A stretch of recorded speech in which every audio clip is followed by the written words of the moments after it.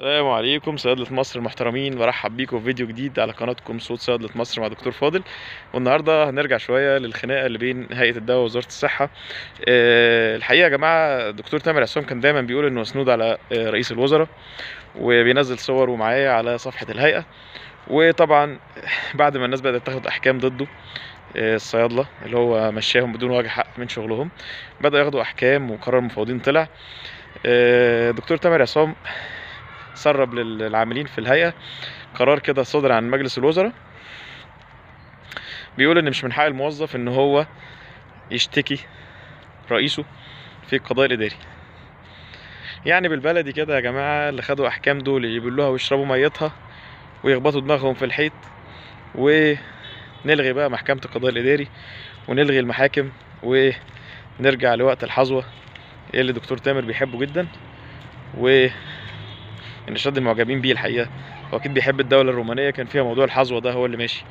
يعني مفيش احكام قضائيه بقى ووجع القلب ده اللي احنا بنعمله، وناس تشتكي في المحكمه والحاجات دي، لا لا.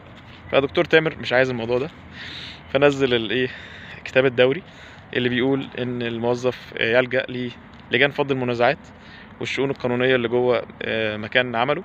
طبعا قرار معيب، واي محامي صغير او حتى واحد لسه طالب في كليه حقوق هيعرف انه غير دستوري وغير قانوني. وطبعا قرار اتلغى ومش هتلاقوه على اي سايت دلوقتي، بس انا هنزله لكم على كومنتات على الفيديو. يا دكتور تامر، عيب ان انت تعترض اعتراض حتى ضمني على احكام القضاء وعلى قرارات لجنة مفوضي مجلس الدولة. لان انت جايب ناس انتدابات، ولسه هعمل لك فيديو عن الموضوع ده. فتحت باب الانتدابات لما حصل عندك خلل جديد في عدم ضم مفتشي المديريات لهيئة الدواء، واضطريت تفتح باب الانتدابات وانت عندك ناس ماشيين مفتشين مشيوا من عندك بدون وجه حق، وبدأت تاخد انتدابات جديدة منهم ناس عليهم أحكام ومشاكل، وبدون ما ترجع في قرارك وبتعند مع السلطة القضائية.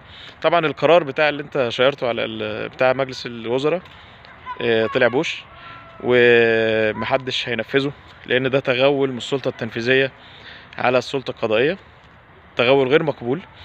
والحقيقة في حاجة تانية عايز اتكلم فيها. طبعا رئيس هيئة الدواء المصرية اللي فاكر نفسه رئيس لجنة الرحلات شوية جلالة ويطلع بسلسلة، طبعا مع التحفظ على موضوع السلسلة ده، لان احنا رافضين يا دكتور تامر المظهر ده لهيئة الدواء. حضرتك بتمثل هيئة الدواء المصرية مش مركز شباب كوم حلين، فطبعا رافضين ظهورك بهذه الهيئة، سلسلة وشورت وحاجات كده.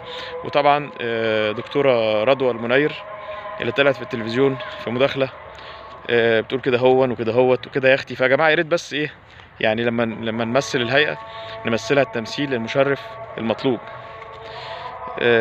طبعا الاستناد على رئيس الوزراء في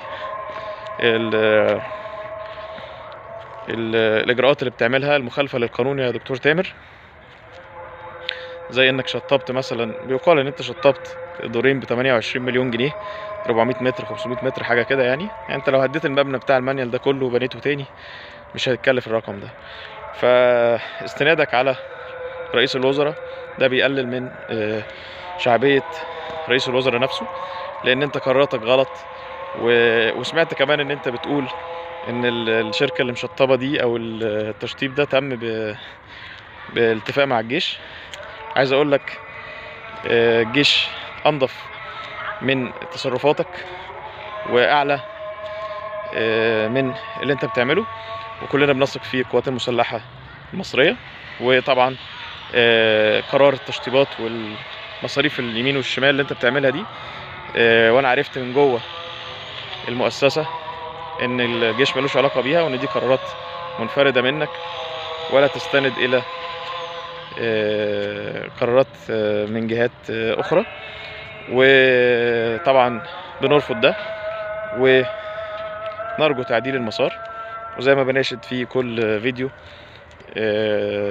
سيادة الرئيس عبد الفتاح السيسي ان هو يتدخل لحل مشكلة وأزمة هيئة الدواء المصرية لما لها من تأثير مباشر على الأمن الدوائي المصري وصحة المواطن، وتعديل الهيكل الإداري للتخلص من الشرذمة الفاسدة اللي أقصت الصيادلة من أماكنهم، ما بين دكتور تامر عصام، دكتورة مريم بولس، دكتور أحمد كامل، اللي طيروا الصيادلة وضيعوا خبراتهم وضيعوا